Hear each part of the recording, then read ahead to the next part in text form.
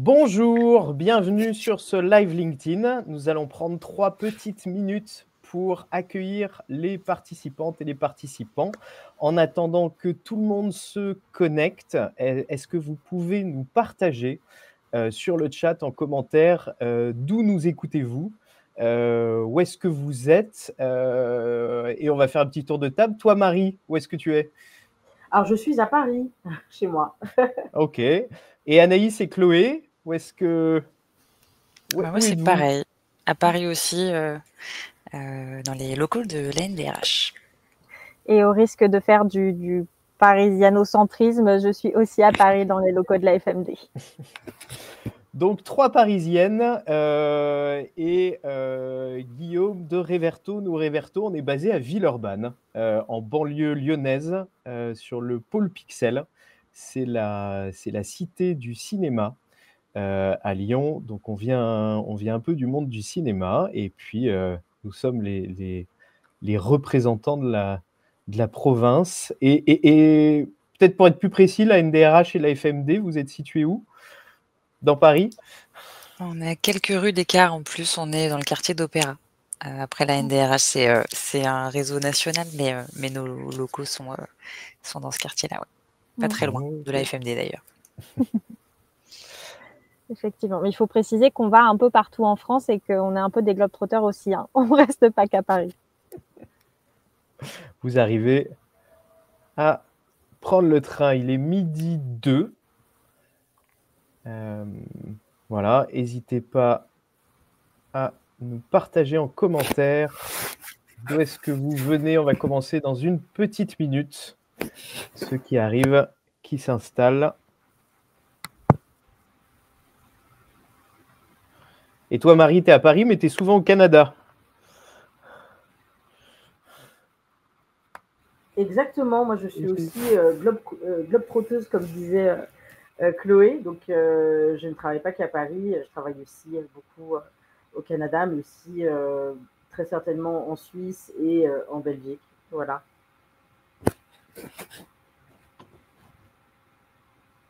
Midi 3, on peut enchaîner. Donc, bonjour à toutes et à tous. Bienvenue sur ce live LinkedIn intitulé Prévenir le racisme au travail. Par où commencer pour aborder ce sujet ô combien épineux. Nous avons le plaisir. Ah, bonjour Martin depuis Paris. Voilà, ça y est. Bonjour Genève. Ah, pas que des Parisiens, ça fait plaisir. Il y a un petit décalage entre l'enregistrement et les personnes qui sont là. Donc, ça y est, on commence à avoir des internautes. En tout cas, bienvenue sur ce live LinkedIn intitulé Prévenir le racisme au travail, par où commencer. Pour aborder ce sujet ô combien épineux, nous avons le plaisir d'accueillir aujourd'hui sur ce live Marie Da Silva, Anaïs Coulon et Chloé Tortol. Alors Marie, après une carrière dans le secteur de la mode, du luxe, la régie de la mode et du luxe, tu en as marre qu'on te félicite pour ton niveau de français, alors que tu es né à Paris 13e. Et tu deviens alors coach de stratégie pour accompagner les personnes racisées à survivre au travail. Survivre au taf, c'est le titre de ton dernier livre. Uncanny Work, c'est le nom de ton cabinet de conseil. Anaïs est responsable du pôle éditorial de l'ANDRH et rédactrice en chef de son magazine. Elle a interviewé en 2018 plus de 40 personnes dans 5 grandes entreprises françaises sur la question du racisme. Et le résultat est une étude passionnante, étoffée de 180 pages, qui est publiée par l'AFMD. Elle est intitulée Le racisme et la discrimination raciale au travail. On vous met le lien en commentaire, car l'ouvrage est aussi rare que précieux. Et enfin, Chloé, tu es chef de projet et relations adhérents à l'AFMD, l'Association française des managers de la diversité, qui accompagne aujourd'hui près de 200 organisations sur ces sujets. Qui de mieux que l'AFMD pour nous donner un panorama complet de ce qui se fait aujourd'hui dans les organisations au sujet du racisme?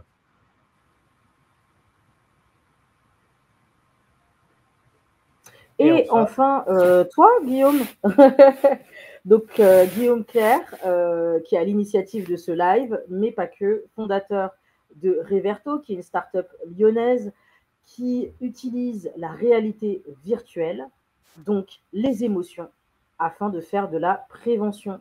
Et le dernier opus dont vous allez voir les extraits s'appelle Tu viens d'où?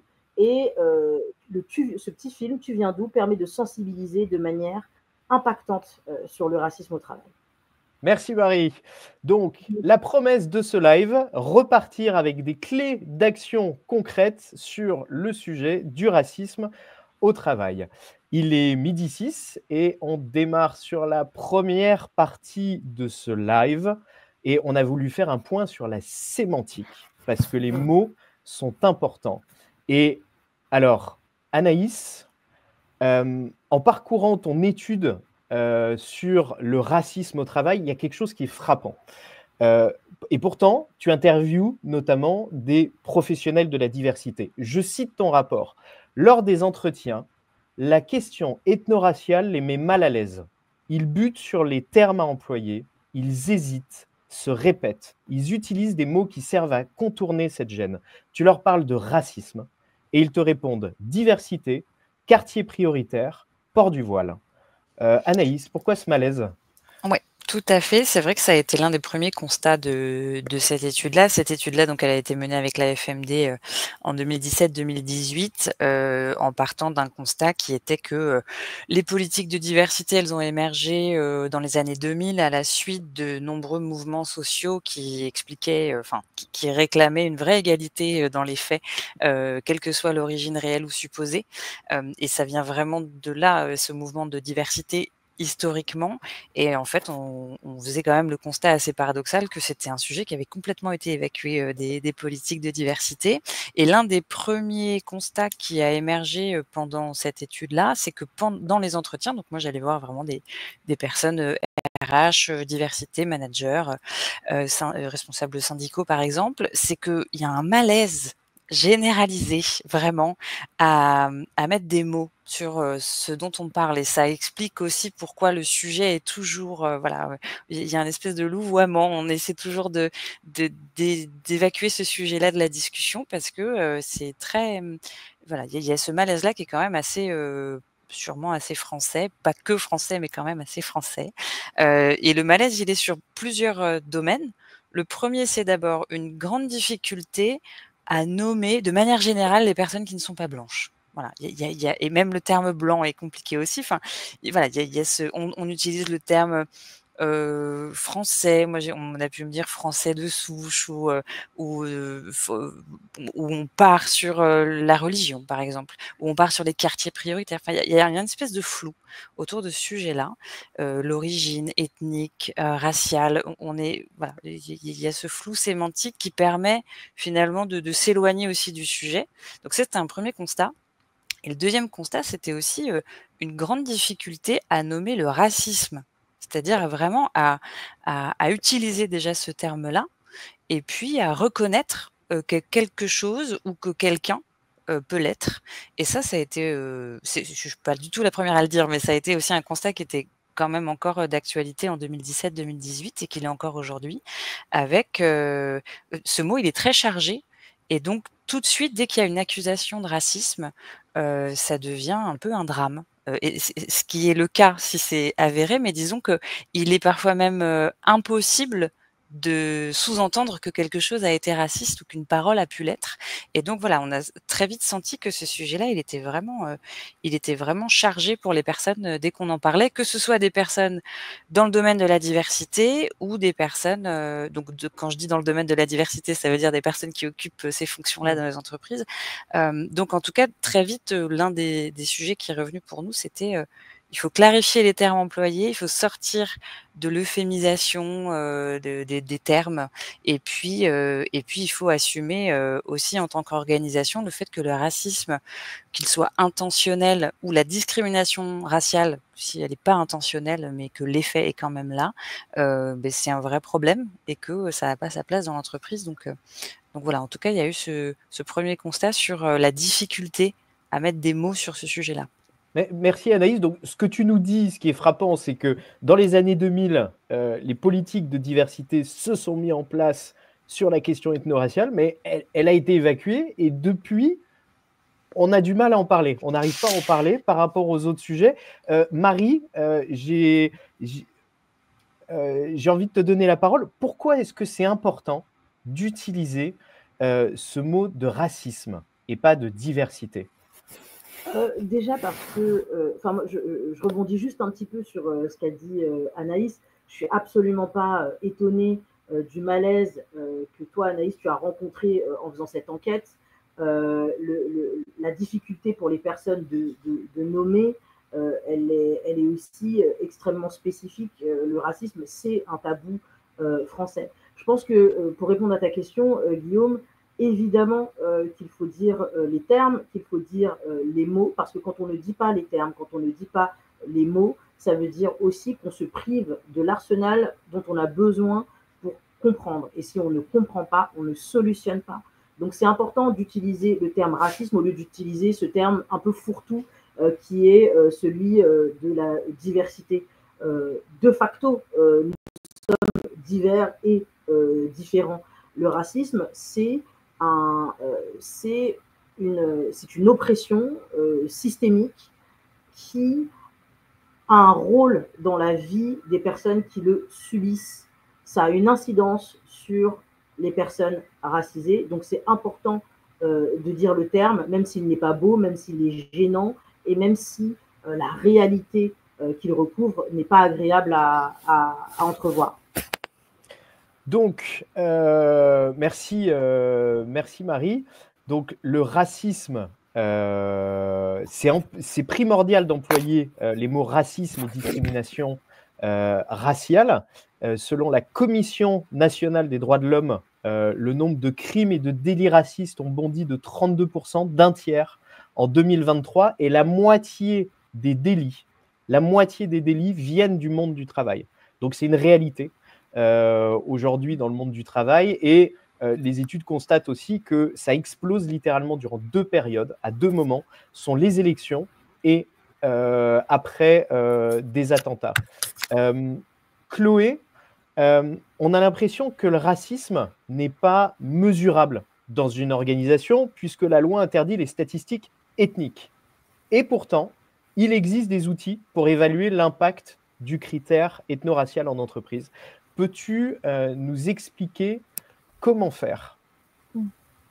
Oui, il existe des outils, et en fait, il existe des outils depuis très longtemps. C'est ça qui est assez frustrant au final, c'est qu'on a cette croyance, et à juste titre, qu'on ne peut pas faire de statistiques ethniques. Ça, c'est vrai. On ne va pas aller compter dans l'organisation qui vient d'où, qui a telle couleur de peau, etc. Ce n'est pas du tout de ça dont on parle quand on parle de mesurer l'effet de discrimination raciale. Pour autant, depuis le début des années 2000, on arrive quand même à aller chercher des informations sur certains critères, notamment avec des démarches de testing, c'est-à-dire, et ça c'est fait surtout sur le cadre, c'est fait sur le cadre de l'embauche. Le testing, ça consiste à envoyer des CV similaires avec une seule différence qui en général est le critère de l'origine, mais ça a aussi été fait sur le genre, pour vérifier s'il y a effectivement discrimination à l'embauche ou pas. J'imagine que personne ne sera surpris d'apprendre qu'il y a effectivement des discriminations à l'embauche au motif de l'origine, si vous voulez reprendre les termes légaux réels ou supposés, selon s'il y a des photos, selon le patronyme, etc. Donc il y a des discriminations qui sont avérées. Donc ça, c'est une première mesure qu'on peut faire. Et depuis 2012, la CNIL et le Défenseur des droits ont publié un guide qui s'appelle « Mesurer pour progresser » vers l'égalité des chances, qui est hyper structurant et hyper, je trouve, rassurant pour les employeurs, parce qu'il donne vraiment le cadre dans lequel on peut aller récolter des données qui souvent sont des données sensibles, c'est-à-dire qu'elles ont vraiment trait à l'identité des personnes. Donc on ne peut pas les récolter et les traiter n'importe comment et pour n'importe quelle raison. Donc dans ce guide de 2012, dont on vous remettra aussi, je pense, le lien dans le chat, vous avez toutes les informations sur comment est-ce qu'on fait pour aller récolter ces données sensibles et pour aller questionner, par exemple, la perception des collaborateurs et collaboratrices. Ça revient à poser des questions sur le vécu par exemple, des personnes que vous allez aller sonder, vous pouvez leur demander si elles pensent avoir été victimes ou témoins d'une discrimination ou d'un traitement défavorable sur le lieu de travail. Et vous pouvez leur demander si elles pensent que c'était à cause de leur prénom, de leur nom, de leur couleur de peau, de l'accent, de l'apparence physique, etc. Ça, c'est des données qu'on va pouvoir aller récupérer. Qu'est-ce que ça veut dire si une majorité de personnes déclarent avoir vécu des discriminations en raison de la couleur de peau? C'est qu'a priori, vous avez bien des situations de racisme et de discrimination raciale dans l'organisation. Et ça, c'est... Alors, on en parlait avec Anaïs tout à l'heure, on disait on ne va pas attendre de mesurer pour agir, mais par contre, le fait d'aller quantifier et de mettre des chiffres sur les vécus, les ressentis, les expériences, ça permet aussi de légitimer le fait qu'on va derrière aller agir. C'est pour ça que c'est aussi important d'aller mesurer. Et je donne un dernier exemple très rapidement, c'est celui de l'index diversité et inclusion qui a été testé parmi certaines organisations, et j'ai oublié la date, en 2023. Donc très récemment. Très récemment, qui était porté par le gouvernement et qui, pareil, vous pouvez retrouver le questionnaire en ligne, vous propose aux salariés de répondre à comment est-ce qu'ils s'identifient. Alors, le gouvernement, en tout cas, à travers ce questionnaire, ils ont pris un peu moins de risques parce que les options de réponse, c'était français, français ultramarin, étranger européen, étranger non européen et je ne souhaite pas répondre. Et la dernière précision, c'est évidemment quand vous récupérez ce genre de données, c'est absolument interdit d'obliger à répondre. Donc, il faut que le consentement soit libre et éclairé. Ça fait partie des conditions pour aller chercher ces données-là. Mais on peut aller chercher des données, il faut aller chercher ces données parce que ce qu'on ne nomme pas n'existe pas et ça rend extrêmement compliqué le fait derrière d'aller déployer des actions concrètes. Merci Chloé. Donc tous les conseils, en tout cas, sont sur ce guide qu'on vous met en commentaire, qu'on va remettre en lien dans le replay. On peut le faire, donc pas mal d'organisations le font en prenant les noms, prénoms, lieux de naissance. Voilà, c'est des indicateurs qui ne sont pas parfaits, mais en tout cas qui ont le mérite d'exister. Là-dessus, on peut mesurer des choses, que ce soit sur le recrutement et la progression de carrière.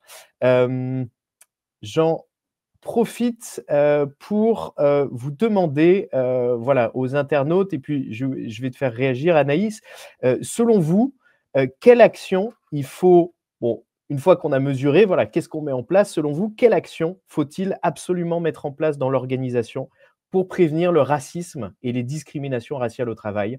Est-ce que vous avez des exemples en tête? Est-ce que vous avez des choses qui ont été mises en place? Et Anaïs pourra réagir dessus. Toi, Anaïs, voilà, une fois qu'on a mesuré, selon toi, qu'est-ce qu'il faut faire absolument? C'est vrai que la mesure, c'est une pratique qui est assez peu courante encore sur ce critère-là et je pense que c'est peut-être important de dire aussi, aux participantes, aux participants, bon, si vous êtes participant, c'est sûrement que vous êtes déjà un peu concernés par le sujet, et que ou en tout cas vous avez, un intérêt là-dessus.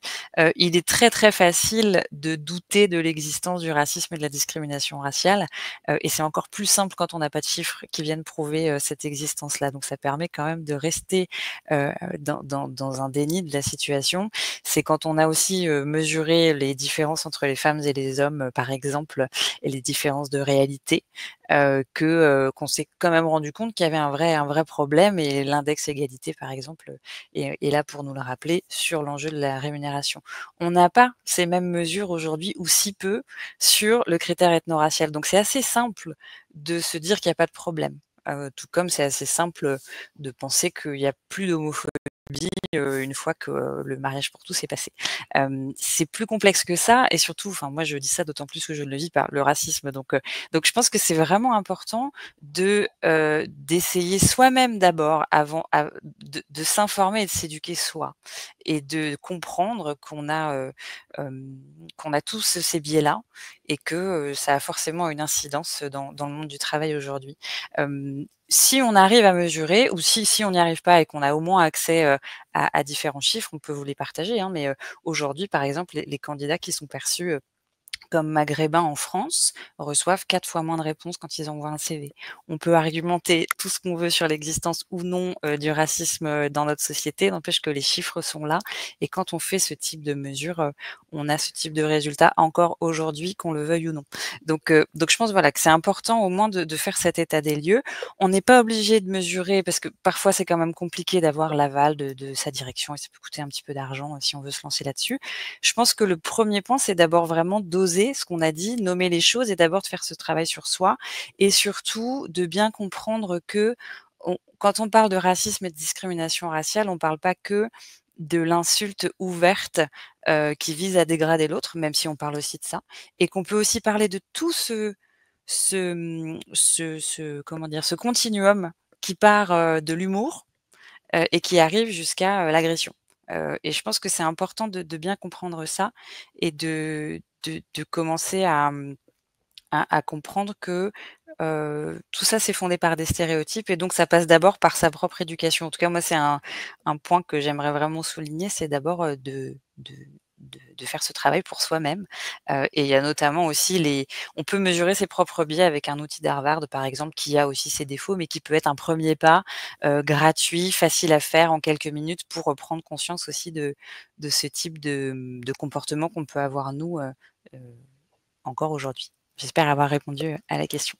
On vous mettra le lien aussi dans le replay des tests, des billets d'Harvard. C'est très facile à faire, ça prend entre 5 et 10 minutes. Je voulais vous montrer alors un extrait. Donc, on parle de comment réagir face à des situations. Donc, je vais vous montrer 2 extraits de notre solution de sensibilisation au racisme au travail.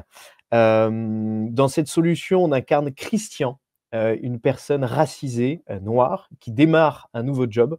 Et Christian est confronté notamment à des micro-agressions, mais aussi à des situations de discrimination. Et voici un extrait. Sois rassuré, hein, ça va se faire tranquillement. On a le temps. Salut Salima, salut Fabrice. Julien? Ouais. C'est pas Fabrice? Justement, je voulais te présenter Christian. Ah, désolé, excuse-moi, Christian, c'est ça, oui. Enfin, je t'ai confondu avec Fabrice, l'ancien collègue de Salima. Ben, Christian, je te présente Julien, notre directeur commercial, et Julien, je te présente Christian, notre nouveau responsable finance. Bah, enchanté. Tu verras, c'est cool, il y a une bonne ambiance ici. Quand on te rappelle des prénoms des collègues. Oh, ça va, je me suis excusé, Salima. Mais, attends, franchement, tu trouves pas qu'il ressemble vraiment à Fabrice? Non, pas du tout. Puis là, t'es un petit peu lourd. je dis pas ça parce que t'es blague, Christian. Hein, et tu viens d'où, toi? Non, mais... Marie, j'ai envie de te faire réagir sur cette scène. Oui, en fait, c'est assez, ça c'est très typique. Ça n'a rien d'original. Et aussi, je voudrais rappeler que cette solution, tu viens d'où? Les extraits du film que tu viens de nous montrer ne sont pas de la fiction. C'est-à-dire que les situations qu'on a dans ce film sont des situations vécues, réelles, qu'on vous a rapportées. Donc, dans cet extrait, on voit qu'on confond Christian avec une autre personne qui doit sûrement être noire. Et ça peut paraître anodin, mais ça relève aussi quelque part de la microagression que j'ai vécue aussi dans les différentes entreprises ou entités que j'ai pu occuper. On nous confond souvent avec l'autre personne noire du bureau. Et c'est aussi très symptomatique, ça veut dire que les personnes, en fait, ne sont pas vraiment regardées. Une personne noire en remplace une autre, et c'est comme si on était vu dans ces espaces en 2 dimensions, et qu'on n'était pas, en fait, des personnes réelles et incarnées. Ça m'est arrivé, comme c'est arrivé à des personnes que j'ai la possibilité d'accompagner via l'agence.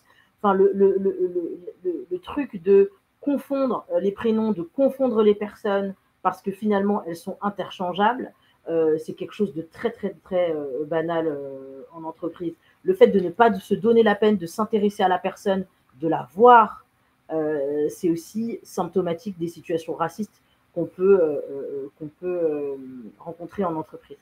Et il y a aussi quand on fait ce constat, pardon Marie, mais quand tu fais ce constat et que tu en parles ensuite en atelier, qu'est-ce que tu mets en place? Qu'est-ce que tu dis aux personnes qui sont là à l'atelier? Je pense qu'il y a quand on le subit, il y a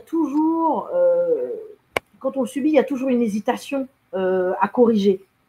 Parce qu'on se dit, bon, bah, si on corrige, il va se passer quelque chose. Si je corrige, il y aura des représailles. Ce qui est très certainement vrai, puisque à chaque fois qu'une personne va se plaindre du racisme qu'elle rencontre en entreprise, il y aura des représailles. C'est comme ça que cela fonctionne. La dénonciation d'un fait raciste a des conséquences sur la personne qui dénonce. C'est pour ça que les personnes qui en sont victimes hésitent à le faire et mettent énormément de temps à le faire. Donc moi, je partirais sur le principe qu'il faut corriger parce que le silence a la riposte a des conséquences, mais le silence aussi a des conséquences sur les personnes. Donc Okay. je suis du côté de la réaction, évidemment. Oui. Donc, en tout cas, d'armer les personnes pour qu'elles sachent réagir. D'ailleurs, dans le rapport de l'AFMD, écrit par Anaïs, il y a une grande partie sur réagir aux blagues aussi. Il est 12h26.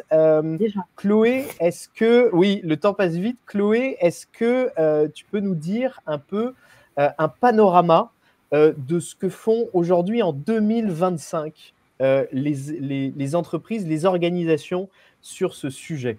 Où est-ce qu'on en est? Pas très loin. C'est pas la thématique ou le critère de discrimination qui est le plus facilement traité dans les organisations, malgré le fait que, comme le disait Anaïs, en fait, c'est vraiment le terreau des politiques diversité et inclusion. En fait, c'est ce qui a nourri ces démarches-là de proactives, on va dire. Malgré tout, il y a une prise de conscience, il y a des électrochocs parfois qui correspondent aussi, je pense, au moment où on a le plus de remontées de discrimination. Là, dernièrement, la dissolution et les élections législatives ont eu un gros impact. On en a beaucoup parlé au travail. Donc, ce qui est fait, c'est pour les entreprises qui agissent un travail sur la déconstruction des biais. Ça, en général, c'est un peu le socle de la prévention des discriminations, quelles qu'elles soient au travail. Un travail sur la formation, la sensibilisation avec des campagnes de communication, des e-learning, des webinaires, etc. Il y a une augmentation aussi alors, j'aime pas usage et pas le mot parce qu'on parle de personnes, mais de mise en avant de rôle modèle de personnes qui ont des parcours particuliers qu'on veut souligner. Ça a un peu ce biais quand même d'inciter à être exceptionnel, en fait. Donc, c'est un peu à double tranchant, les rôles modèles, mais ça permet quand même de changer un petit peu les perceptions et de se dire que des personnes à des postes de direction, c'est pas forcément des hommes blancs de 50 ans. Et pour finir, et ça c'est assez intéressant, il y a une structuration qui se fait sur les cellules d'alerte et de signalement, c'est-à-dire que là, on est vraiment en train d'aller flécher des ressources pour que les personnes puissent prendre la parole et rapporter quand elles sont victimes ou témoins de discrimination. Et donc ça veut dire après, derrière, avoir toute une démarche d'enquête qui, idéalement, n'est pas faite par des personnes concernées en interne, parce que ça ne va pas de soi. Et qui va potentiellement, et ça c'est ce que disait Marie aussi, aller sur des sanctions. Puisque finalement, on ne peut pas laisser faire ce genre de choses, on ne devrait pas laisser faire ce genre de choses. Et donc, il y a ce duo cellules d'alerte et processus de sanctions derrière qui sont clarifiés. Merci beaucoup, Chloé.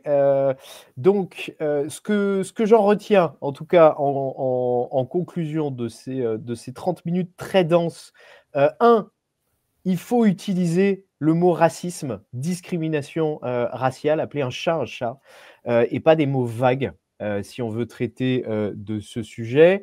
2, on peut mesurer l'impact ethno-racial sur l'embauche et les carrières. On vous encourage à le faire. Il y a des outils qui existent. Il y a ce guide de la CNIL.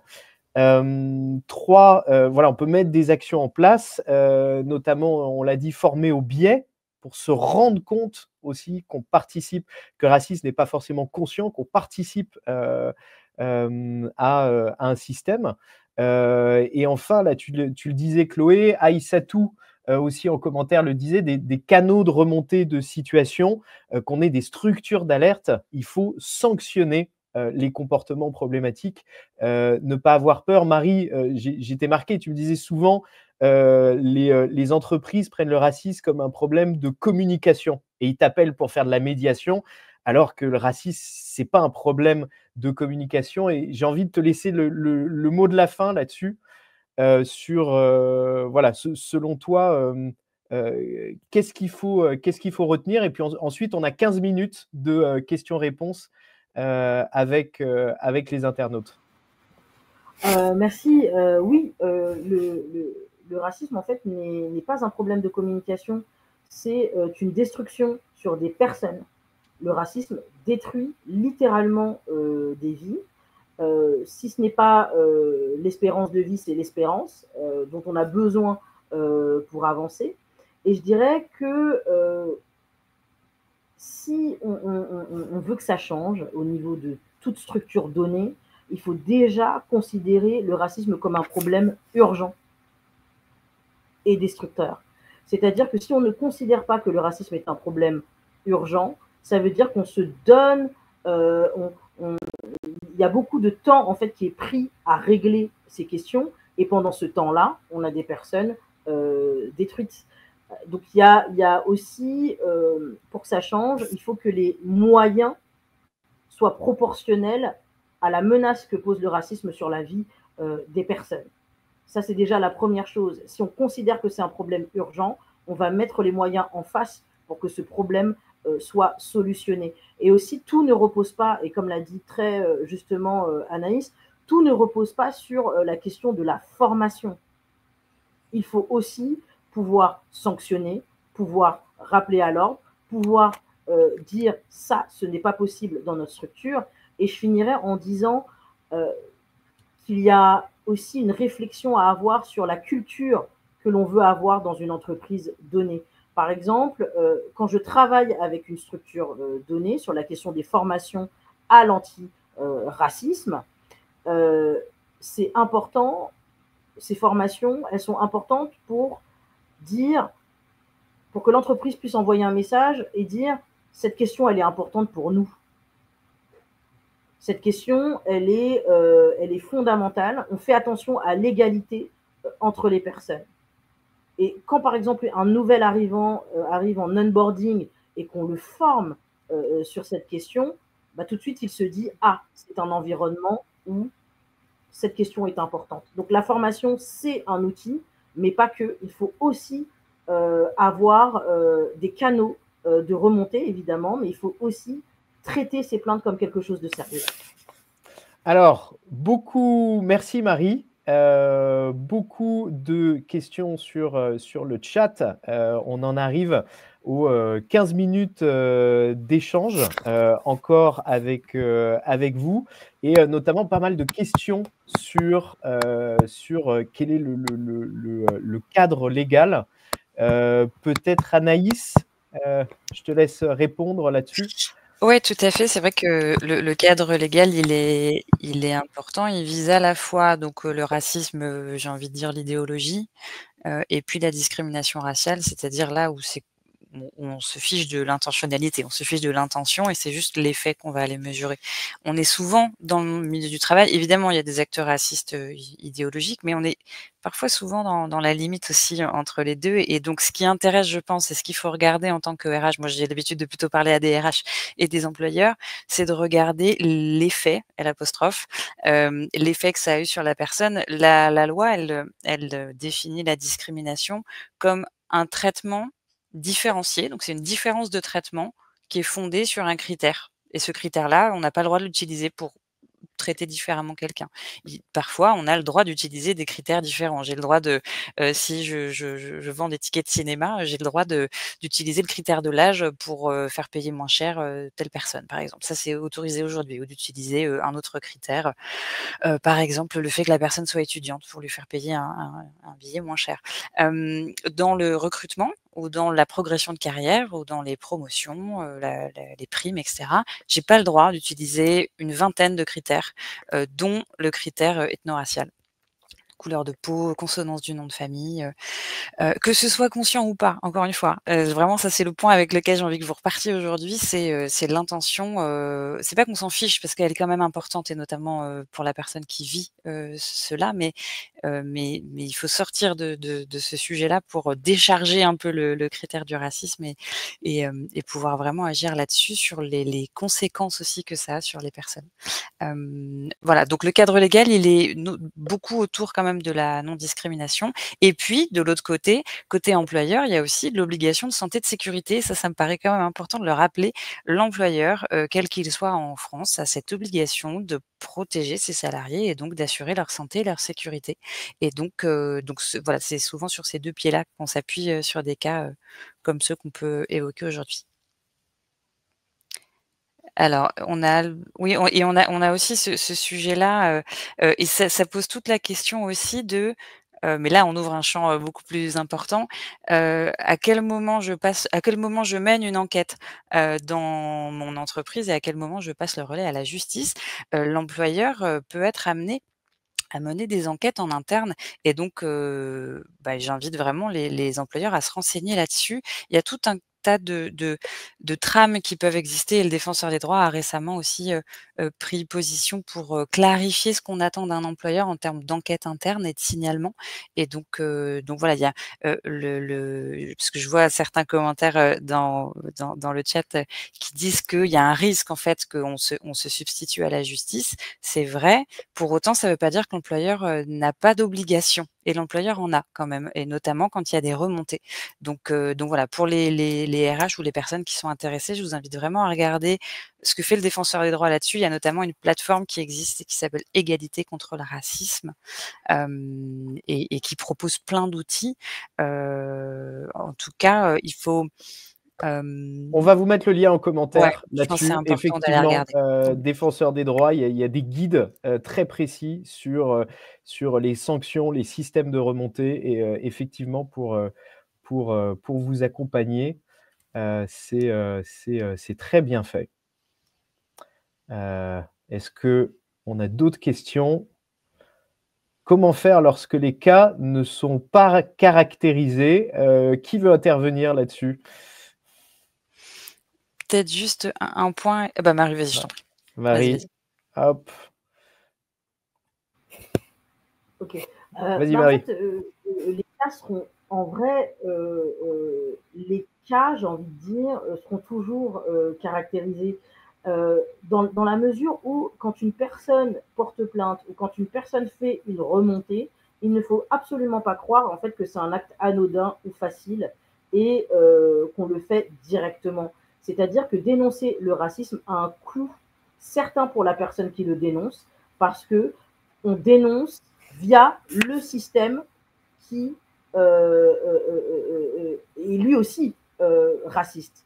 Donc ça veut dire que c'est un peu comme les femmes qui vont porter plainte pour harcèlement sexuel ou des faits d'agression, elles portent plainte à l'intérieur d'un système qui est lui aussi sexiste. Donc je pense qu'il faut aussi qu'on sorte de ces représentations de personnes racisées qui crient au loup pour crier au loup sans être vraiment victimes de racisme. C'est-à-dire qu'une personne qui va porter plainte dans une entreprise donnée ou faire une remontée dans une entreprise donnée, elle est à 60% sûre de perdre son travail d'une manière ou d'une autre. Ce n'est pas quelque chose que les gens font de manière anodine, surtout s'il n'y a pas de fondement. C'est-à-dire que moi, je travaille sur cette question depuis 10 ans. Cela fait 10 ans que j'écoute des personnes, que j'écoute et que j'accompagne des personnes discriminées sur la question de la race, évidemment, mais aussi sur la question genre, sur la question de la sexualité. Et en fait, on se rend compte que ces personnes ne montent jamais au créneau directement parce qu'elles sont extrêmement conscientes des représailles qui peuvent accompagner ces plaintes. C'est-à-dire aussi, il faut noter aussi quelque chose, c'est si cela a eu lieu, c'est que l'environnement l'a permis. Donc, pour moi, c'est extrêmement clair. C'est-à-dire que les personnes qui portent plainte ou les personnes qui font des remontées n'ont absolument aucun intérêt à le faire. Ça ne sert pas à gagner, ça ne leur sert pas à gagner de l'argent. Ça ne leur sert pas à avancer dans l'entreprise, bien au contraire. Ça ne les fait pas bien se faire voir. Donc, pour moi, cet acte de faire une remontée, il n'est jamais anodin et c'est souvent, pour les personnes qui le font, le dernier des derniers recours. Et les études montrent, je viens de te compléter Marie, les études montrent que dans plus de 90% des cas, il n'y a pas de remontée. Il n'y a pas de remontée, c'est vraiment un sujet. Absolument. Mais les remontées sont en train… Alors pour le coup, c'est un sujet où il y a très très peu de remontées, mais en tout cas, le défenseur des droits disait que depuis 2012, les remontées sur ce sujet ont doublé. Donc c'est un sujet qui est en train de monter petit à petit. Chloé, est-ce qu'on peut te faire réagir sur cette question? Que répondre à tu as été embauchée, donc ils ne sont pas racistes? Alors déjà, je pense qu'il y a à voir qui prononce cette phrase et d'où est-ce qu'il parle quand il prononce cette phrase. Et ensuite, peut-être rappeler que le racisme, ça prend énormément de formes, des formes qui sont plus ou moins frontales. Il n'y a pas que des discriminations à l'embauche, il y a des discriminations sur l'avancée de carrière, sur l'accès aux formations, il y a des micro-agressions, comme Marie en a parlé, sur ce qu'on va appeler avec des énormes guillemets de l'humour limite, de l'humour raciste. Donc en fait, souvent, tristement, l'embauche, ce n'est que le premier obstacle qu'on va passer avant d'accéder donc au marché de l'emploi, etc., et de potentiellement risquer de subir d'autres formes de discrimination raciale. Donc c'est pas du tout le bout du chemin que d'avoir été embauché. C'est tristement, quand on regarde un peu les manifestations du racisme au travail, souvent un peu le début. Et je tiens aussi à préciser que ça intervient pas que au sein du collectif de travail. On peut aussi être exposé au racisme au travail quand on travaille avec des clients et des personnes externes.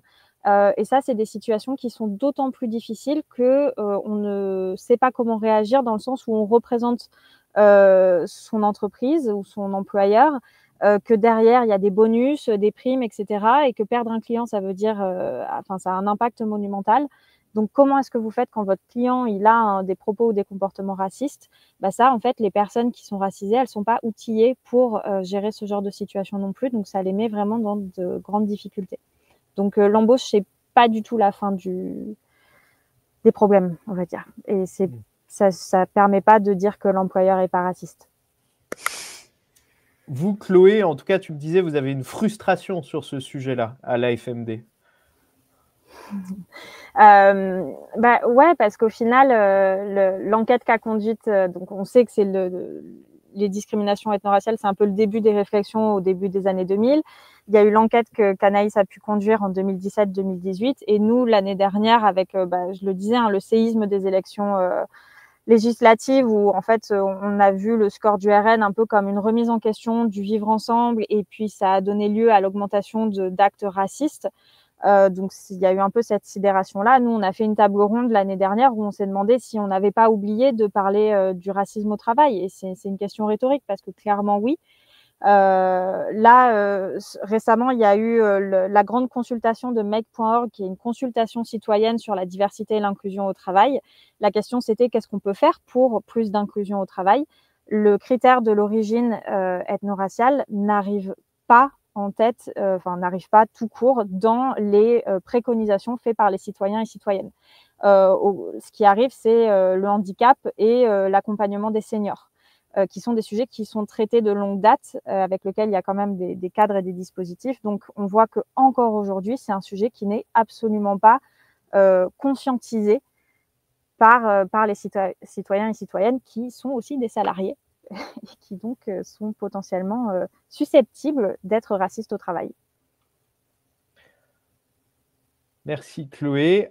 Dernière question, il nous reste 1 minute. Pensez-vous qu'il faille créer un pôle égalité et inclusion dans les entreprises?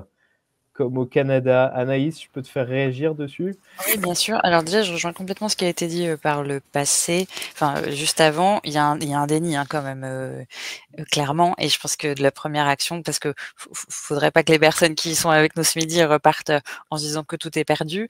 Il y a quand même pas mal de choses à faire et il y a quand même des choses qui bougent. Et moi, je trouve que un parallèle qui est intéressant, c'est de voir les enjeux LGBT, donc lesbiennes, gays, bi et trans, donc sur l'orientation sexuelle et l'identité de genre, et de voir comment ces sujets qui sont pas obligatoires dans la loi à traiter, ont quand même réussi à prendre un certain essor dans les politiques de diversité. Et je me dis qu'il y a peut-être des choses à voir sur ce même sujet du racisme. Peut-être qu'il y a des points communs à aller trouver, des rôles modèles, je sais pas. Mais en tout cas, je suis assez, ça m'interpelle de voir comment dans les politiques de diversité aujourd'hui, les enjeux LGBT sont assez présents, quand les enjeux de racisme et de lutte contre la discrimination raciale sont encore pas traités. En tout cas, je pense qu'il y a quelque chose à aller creuser là-dessus.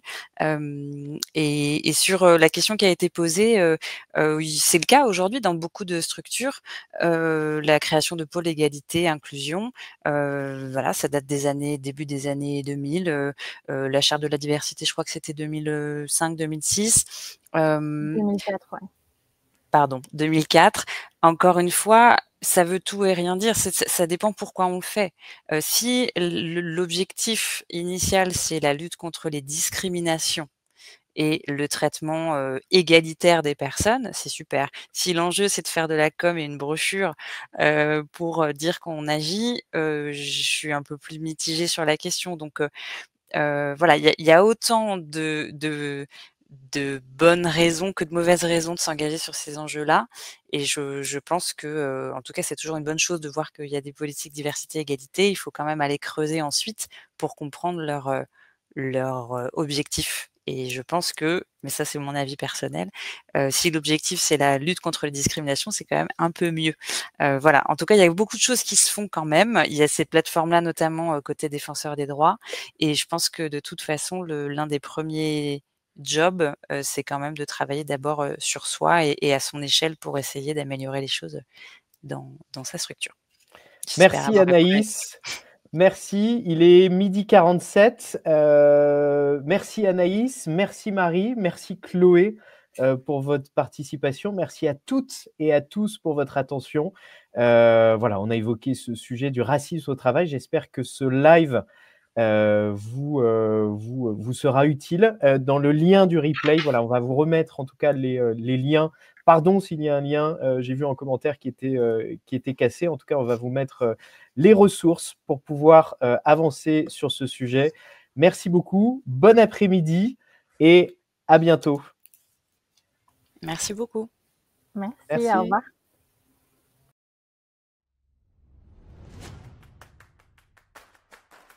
Salut Salima, salut Fabrice. Julien? Ouais. C'est pas Fabrice? Il suffit que t'enlèves la photo de ton CV et tu décroches des entretiens directs. Ah, c'est vous? Enfin, déjà, il a pris pour l'homme de ménage et après, il nous a sorti ses vannes pourries à moitié racistes.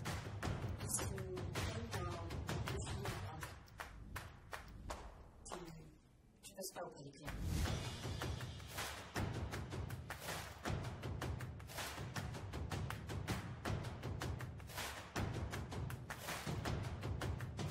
Regarde la bamboula. Je suis chez nous, compris? Chez nous. Tu viens d'où toi?